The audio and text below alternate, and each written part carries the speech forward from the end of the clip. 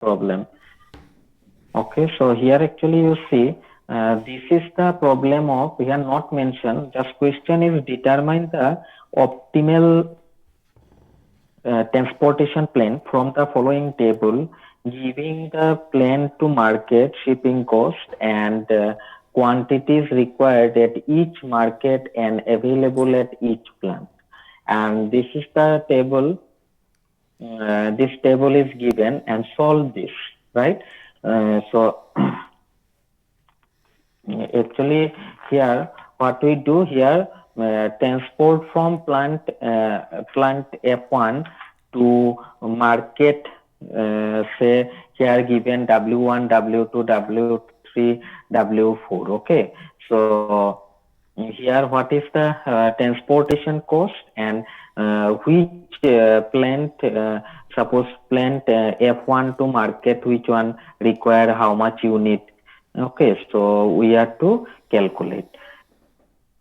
So here this is the transportation problem. So before using the method, here we know the three methods for solving the transportation problem, but usually not mentioned. Then we apply Vogel's approximation method. So all of you remember, if mentioned, then you apply.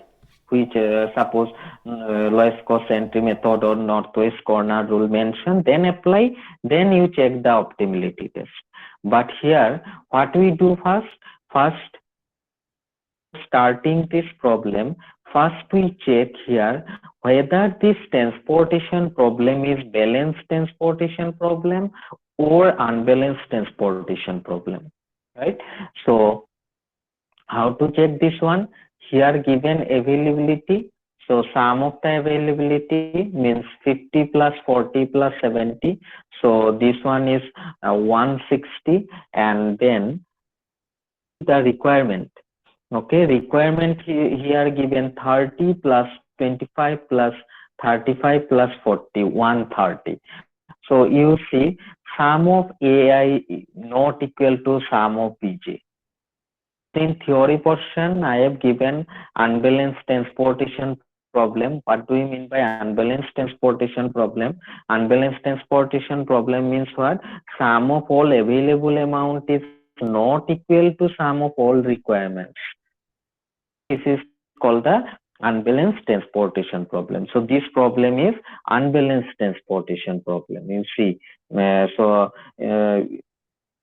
next what we do, solution part you see. Next what we do, next in unbalanced transportation problem, next our aim to make it into the balanced transportation problem. So how to make it into the balanced transportation problem? First you find out in which in where there is some deficiency. So you see requirement here, sum of the requirement is 130 and sum of availability is 160. So here deficiency is 30. Here deficiency 30 in what you see.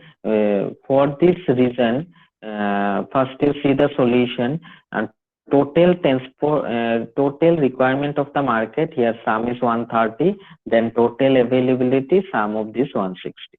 So here you see the total availability at three plants is 30.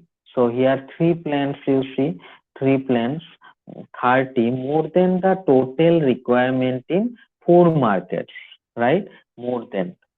So what we do here, 30 deficiency. So we add one extra column, means this is called the fictitious column, right? So imaginary. And when we make one column here, because with add 30, right? So when we add one column, then in the requirement we put 30, then this is balanced. But here what will be the cost of these, means F1, F2, F3? Here what will be the cost, right? So means in we make one extra column, means what? We make one market, we consider one market. So this is you write one extra column name is W5, right? And in this column we put unit is cost is we put 0. This is the rule.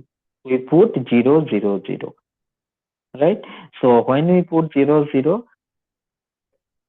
then after this you see this is the table 11.23. You see the table, then we get the final table. So in table F1, F2, F3, these are the plans, and market are W1, W2, W3, W4, W5. So W5 is the fictitious column. Here all the costs should be 0 0 0, and requirement here we use 30, because when we add 30 then this is 50, right? So next, this is the balance transportation problem. Next, what we do, next you apply here Vogel's approximation method and solve this. So all of you will solve this one. Tomorrow I shall check whether if you solve or not, what will be its result. Okay, so regarding unbalanced transportation problem, this is the problem of unbalanced transportation. Okay, so this problem is clear. Everyone, any doubt? Should it apply here Vogel's approximation method? So what is the method? First, in each row and each column, you find out the penalties. For each row and each column, you find out the penalties. Then you check which row or column gives the maximum penalty, right?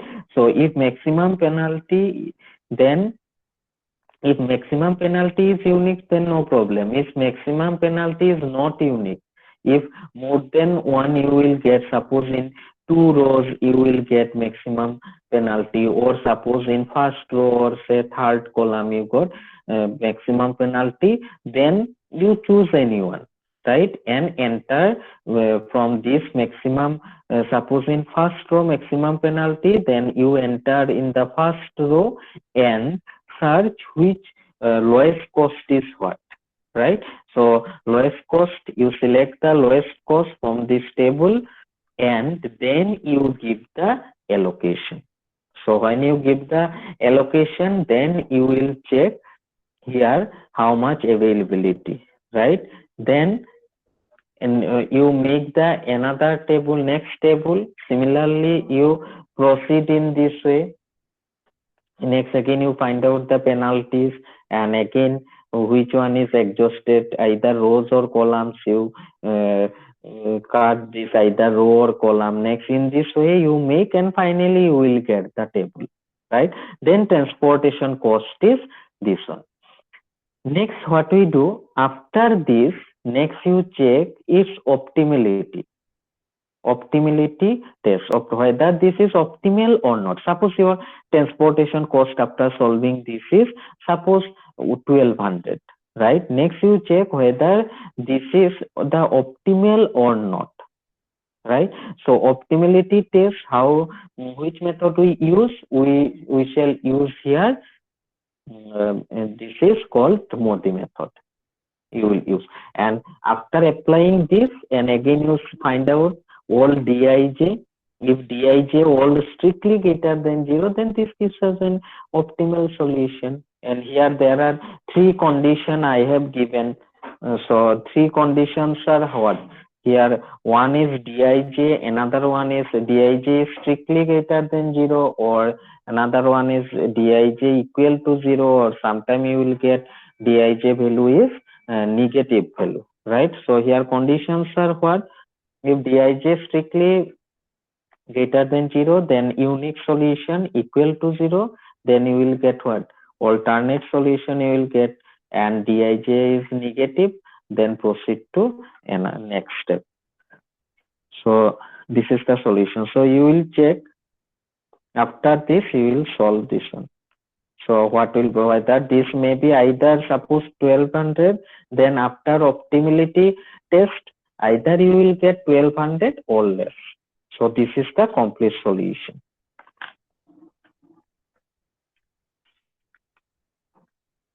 Clear, everyone? Any doubt? Next problem is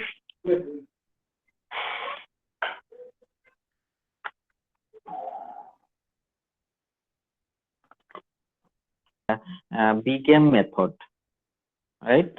BGAM method, or sometimes this is called the penalty method, right? So BGAM method here, what we do? BGAM method is what? Here you find see initial variable is used. Means suppose in simplex method, what we do? First you see the constraint inequality symbol, right? If less than or equal to symbol, then for making equality we use, right? If here greater than or equal to symbol is present, for making equality we subtract something positive. Already we know we subtract something positive to the left hand side, then here this is called the surplus variable, right? So when we use surplus variable, then we cannot get an identity matrix, right? Because here for identity matrix, suppose the order 3 is what? This one diagonally 1, 1, 1, 1, right? So for getting identity matrix, we use another variable, name is called the artificial variable, right?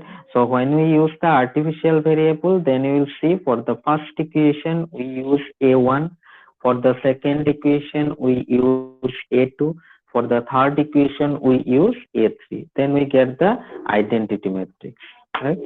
So this is called what? This is here called big M method, right? So here you see the theory. If the basis B contains no artificial vectors and optimality condition is satisfied, then the current solution is a basic feasible solution of the linear programming problem. And next, what we do when we solve this when we solve this simplex method, right, using artificial variable, if this artificial variable is the basis, means outgoing vector, then what we do? For the next table, we will not write, right? This will not write. If this is the outgoing vector, if this is not an outgoing vector by this theory, then we will write for the next table. And you will remember when we use the artificial variable, then we add in the objective function, here we write minus m. Minus m is the large penalty. M is positive number, okay, very big number. M is positive, but we subtract this one. And here in this theory, you will get what? After solving this simplex method, if solution contains, suppose z equal to, we get some value, maximize z or minimize z is given. Z, maximize z equal to, suppose we get 20, 30 or 40 like this. But if z contains m, then this is not an optimal solution. This is, remember, all of you. So in BGAM method, here you see the theory portion. What is the rule? When we use the artificial variable, immediately we write in the objective function with minus m is assigned to each artificial variable in the objective function. And due to these negative prices, the objective function cannot be improved in presence of artificial variable. So first we remove the artificial vectors from the basis matrix. So for this reason, artificial variable is in the basis, then for this region we remove this one, because we cannot be improved in presence of this artificial variable. So if once an artificial vectors of variable leaves the basis, then we forget about it forever and never consider it as a vector to enter into the basis at any iteration. So sometimes what happen, ask question, discuss big M method, or this is also called the Kerner's M method, right? So and another one is what, sometime ask question will be what, solve the linear programming problem by big M method, or solve the linear programming problem by penalty method. So we use artificial variable, so this is called the penalty. And here in this theory you will get one line is what, in this method a very large negative price, a minus m, is assigned to each artificial variable. Assigned to each artificial variable in the objective function, and due to this negative price, the objective function cannot be improved in presence of artificial variable. So for this reason we remove the artificial vectors from the basis matrix.